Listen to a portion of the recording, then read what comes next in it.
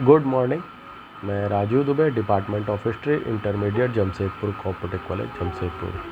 कल हम लोगों ने देखा सुदर्शन झील के इतिहास को जानने में अभिलेखों के महत्व के बारे में, क्षेत्रीय राज्यों के उदय जिसमें 16 महाजनपद थे।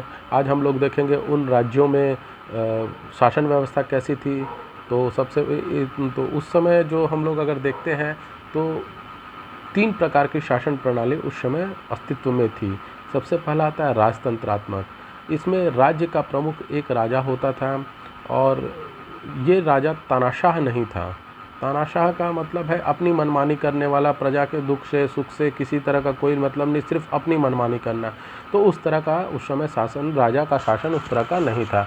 इनमें कई राज्य आते थे जिसमें अंग, मगध, काशी, कौशल, चेदी, वत्स, कुरु, पांचाल, मत्स्य, सूरसेन, अश्मक, अवंती, गांधार तथा कंबोज प्रमुख थे। इसके बाद आता है गणतंत्रात्मक। गणतंत्रात्मक का मतलब होता है लोगों द्वारा शासन किया जाना, एक समूह द्वारा या एक परिषद द्वारा शासन किया जाना। और संघ जो शब्द होता है वो गणतंत्र का पर्यायवाची शब्द माना जाता है। तो उस समय प्रत्येक गांव के राजा, सरदार को राजा कहा जाता था। राज्य के सामूहिक कार्य का विचार एक परिषद में लेना था जिसके सभी सदस्य होते थे। यानी राज्य का जो भी कार्य होगा उसका विचार जो होता था एक समूह में निर्णय होता था और उसके सभी सदस्य माने जाते थे। इसका उदाहरण मिलता है वज्जित संघ में। वज्जित संघ के अंतर्गत 8 राज्य आते थे। तीसरा आता है कुलीन तंत्र। कुलीन तंत्र का मतलब होता है कि इसमें राजतंत्रात्मक और कुलीन तंत्रात्मक एक थोड़ा सा अंतर आ जाता है कि राजतंत्रात्मक राजा का बेटा राजा होगा और एक ही व्यक्ति होगा, लेकिन कुलीन तंत्र में क्या होता है एक विशेष कुल का जो कई व्यक्ति जो हैं वो शासन को चलाते हैं। और वो जो विशेष कुल के जो व्यक्ति होते हैं वो लोग आपस में विचार विमर्श करके या आपस में राय मशवरा करके उस शासन प्रणाली को चलाते हैं। ये कुलीन तंत्र कहलाता है। जिसके उदाहरण के लिए वैशाली के लिच्छवी को देखा जाए तो लिच्छवी के कुल के जो व्यक्ति होंगे वो वैशाली के उस समय के राजा शासन प्रणाली को चलाते थे।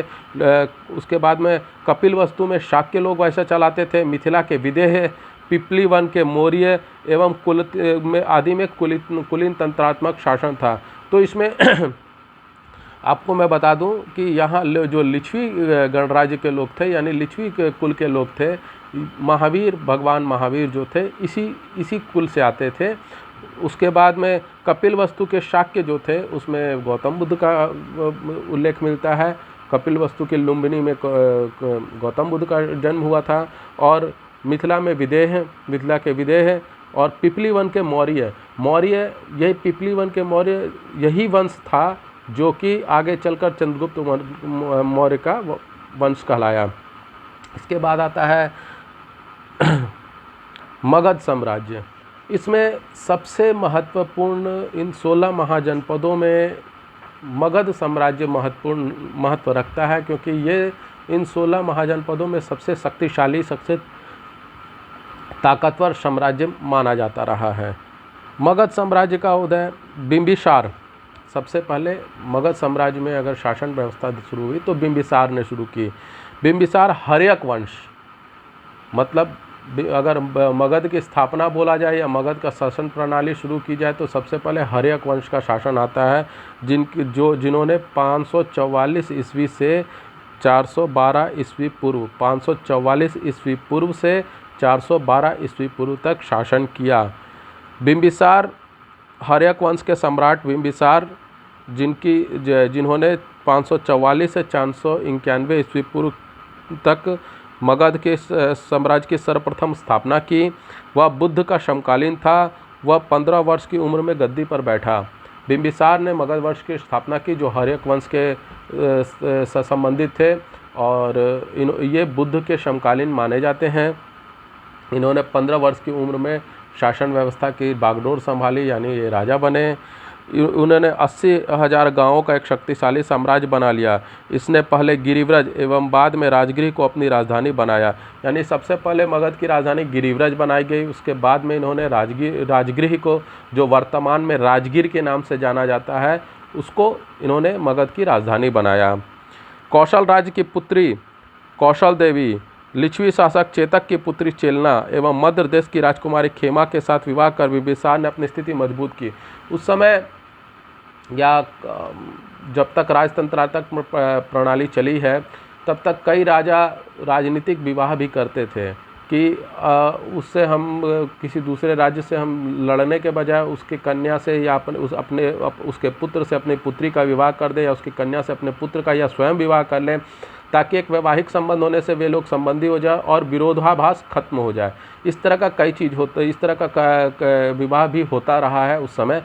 तो उसी के दौरान अगर देखा जाए तो बिंबिसार ने 3 राज्यों की राजकुमारियों से शासन किया, विवाह किया और एक तरह से वो लोगों ने अपने साम्राज्य को विस्तार, बिना लड़े, बिना झगड़े, बिना खून बहाए विस्तार दे दिया, जिसमें कौशल राज की पुत्री कौशल देवी, लिच्छवी शासक चेतक की पुत्री चेलना और मध्य देश की राजकुमारी खेमा के साथ उन्होंने विवाह संबंध स्थापित किया।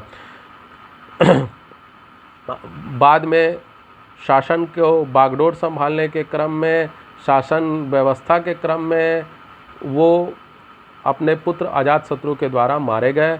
बिंबिसार की हत्या उनके पुत्र अजातशत्रु ने की और अजातशत्रु गद्दी पर बैठा।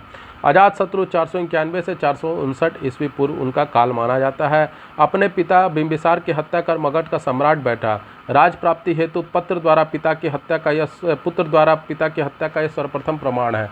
राज्य को प्राप्त करने के लिए पिता की हत्या करके राज्य प्राप्त कर लेना, ये इतिहास में सर्वप्रथम प्रमाण अजातशत्रु से मिलता है। मगध ने इसकी परंपरा की शुरुआत की, जो कि आगे कई समय तक ये लगातार ये इस तरह की परंपरा भी चली है कि राज्य प्राप्त करना है, पिता की हत्या कर दो, भाइयों की हत्या कर दो और राज्य को प्राप्त कर लो।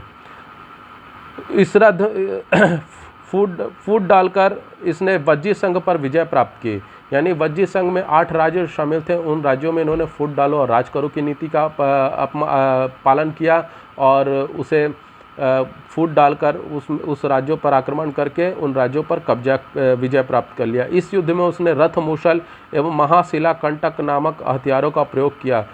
महाशिला कंटक और रथ मूसल का उल्लेख देखें तो कुछ हद तक बाहुबली फिल्म में एक हथियार का उपयोग किया जाता था जो शूल जैसा गदा का था और उसे ऐसे फेंकने से वो उसमें तार लगा होता था और वो जाके दुश्मन पर मार करता था। इस तरह का हथियार महाशिला कंटक के श्रेणी में आता है।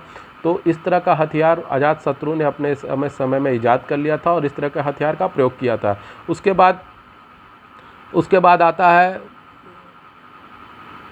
उदायन ने भी अपने पिता की अजातशत्रु की हत्या कर ही सिंहासन प्राप्त किया था। उसने गंगा, सोन एवं पुनपुन नदियों के संगम पर पाटलिपुत्र नगर की स्थापना की। अगर पाटलिपुत्र नगर की स्थापना, जो वर्तमान में पटना कहा जाता है, इसकी स्थापना का श्रेय उदायन को जाता है। और राजगिरी से इन्होंने ही सर्वप्रथम राजगिरी से राजधानी को परिवर्तित करके पाटलिपुत्र को अपनी राजधानी बनाया। और अजातशत्रु ने अपने पिता बिंबिसार की हत्या की, ठीक इसी प्रकार उदयन ने भी अपने पिता अजातशत्रु की हत्या करके सिंहासन को प्राप्त किया। यानी कि अब ये परंपरा बनने लगी कि राज करना है, राजा बनना है तो अपने पिता और अपने सगे संबंधियों की हत्या करो तभी राजा बन सकते हो। सर्वसम्मति से बड़ा पुत्र, जैसे इसके पहले हम लोगों ने रामायण या महाभारत काल में देखा कि राजा का बड़ा पुत्र जो होता था वही राजा बनता था। अब यहाँ वो स्थिति नहीं आई। अब यहाँ आपको राजा बनना है, आप अपने पिता और अपने संबंधियों की हत्या करिए और राजा बन जाइए। अब ये परंपरा मगध में जन्म लेने लगी थी। इसके बाद उदायन के बाद में लगभग हर्यक वंश का अंत माना जाता है। अब आता है शिशुनाग वंश। हर्यक वंश के अंतिम कमजोर शासक नागदशक को पदच्युत कर, यानी पद से हटाकर, शिशुनाग नामक अमात्य मंत्री ने मगध में शिशुनाग वंश की स्थापना की। शिशुनाग ने वैशाली को भी अपनी राजधानी बनाया, परंतु उसके पुत्र कालाशोक ने राजा बनने के पश्चात पुनः पाटलिपुत्र को ही अपनी राजधानी बनाया। द्वितीय बौद्ध संगीति कालाशोक के काल में ही हुई थी। तो हर्यक वंश के जब अंतिम कमजोर शासक नागदशक को पदच्युत कर, पद से हटाकर, उसके मंत्री शिशुनाग ने शिशुनाग वंश की स्थापना की और उसने सबसे पहले वैशाली को राजधानी बनाया। पाटलिपुत्र से हटाकर उन्होंने वैशाली को राजधानी बनाया। बाद में उनके पुत्र जो कालाशोक थे, उन्होंने वैशाली से हटाकर पाटलिपुत्र को ही अपनी राजधानी बनाया और द्वितीय बौद्ध संगीति कालाशोक के काल में ही हुई थी। प्रथम बौद्ध संगीति जो हुई थी वो अजातशत्रु के काल में हुई थी, अजातशत्रु के राज्य में हुई थी, और द्वितीय बौद्ध संगीति जो थी वो कालाशोक के काल में हुई थी। उसके बाद आता है नंदवंश। नंदवंश बहुत महत्व रखता है क्योंकि नंदवंश का ही शासन का अंत करके चंद्रगुप्त मौर्य मगध के सम्राट बने थे। महापद्म नंद ने शिशुनाग वंश का अंत कर मगध में नंद वंश की स्थापना की। इस वंश के अंतिम शासक घनानंद के समय ही 325 ईस्वी पूर्व यूनानी राजा सिकंदर ने भारत पर आक्रमण किया था। सिकंदर को भारत से जाने के पश्चात यहाँ अर्थव्यवस्था फैल गई एवं चंद्रगुप्त मौर्य ने चाणक्य की सहायता से मगध में नंद वंश को समाप्त कर मौर्य साम्राज्य की स्थापना की। तो मौर्य साम्राज्य की स्थापना नंदवंश के घनानंद को समाप्त करके, पराजित करके मौर्य वंश की स्थापना हुई। और मैंने इसके पहले बताया कि ये मौर्य वंश जो था, चंद्रगुप्त मौर्य जो थे, वो पिपली वन के मौर्य जाति से बिलोंग करते थे, उससे संबंध रखते थे। तो आज हम लोगों ने इन सब चीज़ों के बारे में देखा। आपको ये वीडियो कैसा लगा? लाइक करें, कमेंट करें, शेयर करें, सब्सक्राइब करें। धन्यवाद।